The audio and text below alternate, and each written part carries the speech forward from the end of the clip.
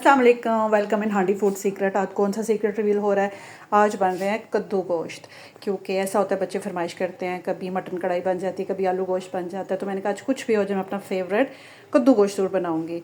तो उसमें मैंने आपको पता ही है, मैं इस तरह से एक लहसुन डालती हूँ, थोड़ा सा नमक डाला है, साबुत प्याज डाल दी है और खड़ा मसाला लाजमी डाला है। बड़ी इलायची हो गई, थोड़ा ज़ीरा हो गया, इससे एक अरोमा डेवलप हो जाता है।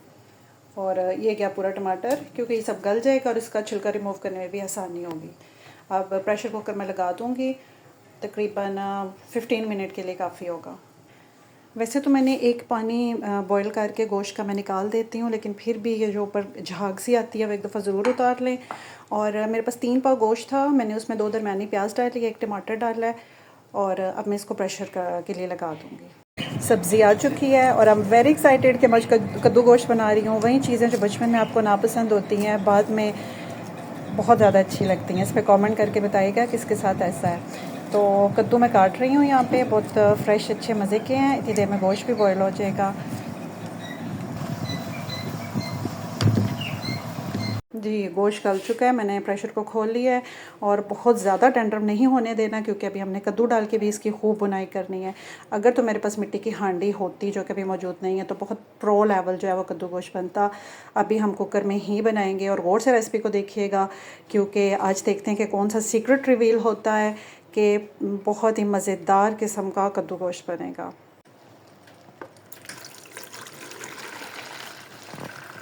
ये देखिए अब टमाटर का छिलका कितनी आसानी से रिमूव हो गया।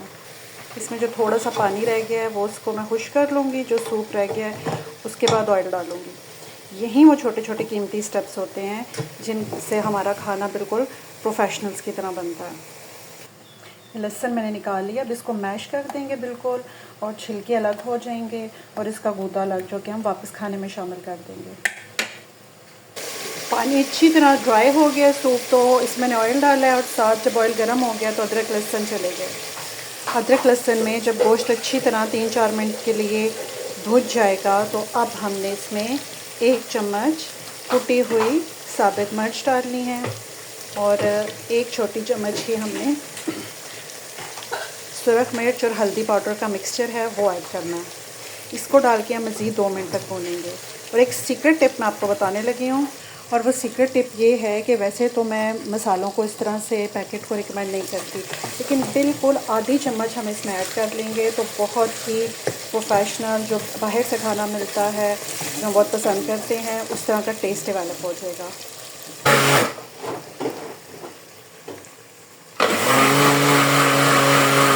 साथ लस्सी बन रही है और साथ पुदीना और धनिया की चटनी तैयार करेंगे, क्योंकि गर्मियाँ हैं, ये लवाजमात तो बिल्कुल लाजमी है। अब मैं इसमें कद्दू ऐड करने लगी हूँ और इसको डाल के हम अच्छी तरह से भून लेंगे। आपने एक बात नोटिस की होगी कि मैंने अभी तक नमक ऐड नहीं किया, वो बिल्कुल खाने को डोमिनेट कर देता है। यही वो कीमती और सीक्रेट टिप्स होती है। जब आधी बुनाई हो जाएगी तो उस वक्त हल्दी डालनी है, और वो भी बिल्कुल इतनी, हाफ से भी कम चम्मच। तो ये एक और कीमती और सीक्रेट टिप है जिससे कद्दू गोश्त का जायका बहुत ही बेहतरीन हो जाएगा। वैसे तो हल्दी मैंने ऐड की थी मिर्चों के साथ। भुनाई पे कोई कॉम्प्रोमाइज़ नहीं करना, साथ साथ हम यखनी डालते जाएंगे और इसको भूनते जाएंगे। अगर यही खाना आप मिट्टी की हांडी में बनाएं तो वो और ज़्यादा बेहतरीन बनेगा। जब भूनने के बाद बहुत अच्छी तरह से भून के इस तरह का रंग आ जाए, तो अब एक और बहुत ही कीमती स्टेप, और ये है सूखा धनिया, जो हमने भूनने के बाद इस वक्त डालना है। इसका ऐसे खूबसूरत सी खुशबू और बहुत मज़े का अरोमा बनेगा कि आपकी जो हांडी है जस्ट लाइक प्रोफेशनल्स। अगर हम बिल्कुल सूखा भुना टाइप सा रखना चाहते हैं तो ये भी वो स्टेज है कि हम यहाँ पे फिनिश कर सकते हैं, लेकिन इसके लिए हमें गोश्त को फुल 100% टेंडर करना होगा। मैंने 80% किया, और मैंने क्यों किया आपको मैं बताती हूँ। ये अब मैं दोबारा प्रेशर लगाऊंगी, और वो क्यों लगा रही हूँ, ताकि कद्दू जो है बिल्कुल उसमें मैश हो जाए और मज़े की ग्रेवी सी बन जाए, और बच्चों को पता भी ना चले। जो सीक्रेट ही है, पता तो है चल ही जाएगा, लेकिन वो बिल्कुल इस तरह उसके टुकड़े नहीं रहते हैं। अब मैं इसको दोबारा 5 मिनट के लिए प्रेशर कुकर लगाऊंगी। कद्दू गोश्त को प्रेशर कुकर में रख दिया और साथ लस्सी भी बन चुकी है। पुदीना और धनिया की चटनी जो है वो घर में बहुत ही अच्छी लगती है, ये बनाने लगी हूँ। और साथ ही समर वेकेशंस हैं और बच्चों का होमवर्क भी चल रहा है। धनिए का ऊपर वाला हिस्सा जिसमें डंडी भी होती है वो चटनी के लिए यूज़ होता है, और नीचे जो लीव्स हैं इसके, ये हम हांडी में डाल सकते हैं। 10 मिनट के बाद मैंने प्रेशर कुकर को खोल लिया है और डोई के साथ इसको खूब घोट लिया है, क्योंकि मैं इसके टुकड़े बड़े नहीं चाहती। और अगर आप बिल्कुल इसकी जो है वो ग्रेवी टाइप बनाना चाहते हैं तो आप कद्दूओं को पहले भी बॉईल कर सकते हैं, लेकिन आम तरीका यही है। अब मैं इस पे डालूँगी धनिया,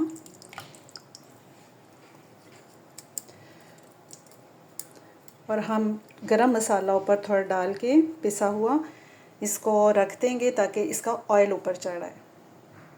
और गरम मसाले के साथ साथ सबसे मेरा फेवरेट इंग्रेडिएंट, जो कि मैं आज भूल रही थी क्योंकि फ़्रेश धनिया देख के मुझे इसकी बिल्कुल याद नहीं रही, वो है खुश्क मेथी।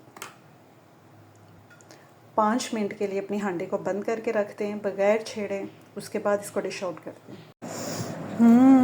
फ्रेश पुदीने की खुशबू चटनी बनाते हुए जो एक तरोताज़ा सी फीलिंग होती है उसका तो कोई जवाब नहीं है।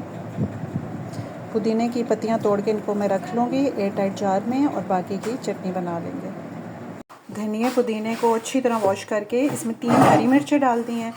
अब इसमें सीक्रेट क्या है कि हमने इसको पानी बिल्कुल कम डालना है, 2 चम्मच या थोड़ा सा इससे ज़्यादा दही डाल के चटनी को बनाना है। तो इस तरह बिल्कुल प्रोफेशनल लाइक आपकी चटनी बनेगी।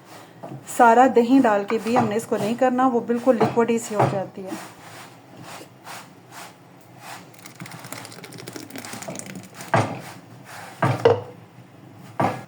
अब जो मेरे पास बाकी दही है वो अभी मैं इसमें ऐड करके मिक्स कर लूँगी और हल्का सा नमक ऐड कर लूँगी। गर्मी के मौसम में दिन का खाना हो और सिरका लगी प्याज ना हो या साथ खीरा ना हो, ये तो बिल्कुल नहीं हो सकता। ये देखें माशाल्लाह तरी ऊपर आ चुकी है, कितना प्यारा जायका है। तो अब हम इसको डिश आउट करते हैं।